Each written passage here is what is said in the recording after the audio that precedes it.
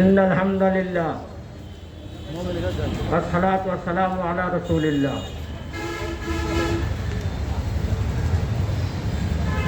শুধু নেতা নয়, নীতির পরিবর্তন চাই। পীর সাহেব চরমোনাই। ছাত্র জনতার গণবিপ্লবে সংঘটিত গণহত্যার বিচার, দুর্নীতিবাজদের গ্রেপ্তার, অবৈধ সম্পদ বাজেয়াপ্ত এবং তাদেরকে নির্বাচন অযোগ্য ঘোষণা করা সহ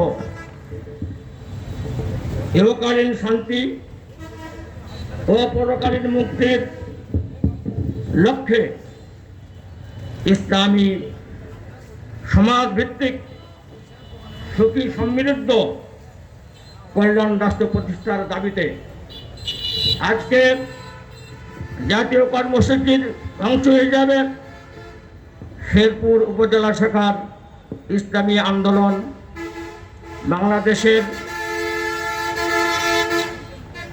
আয়োজনে আজকে এই গণসমাবেশে উপস্থিত প্রধান অতিথি এবং প্রধান কেন্দ্রীয় নেতৃবৃন্দ সহ আমার সংগ্রামী ভাইরা, আল্লাহ রাব্বুল আলামিনের দরবারে এই ইসলামী সমাবেশ গণসমাবেশের উদ্বোধনী ঘোষণা করছি। সঙ্গে সঙ্গে এই গণসমাবেশে সফলতা কামনা করছি। আল্লাহ রাব্বুল আলামিন আমাদেরকে এই গণসমাবেশ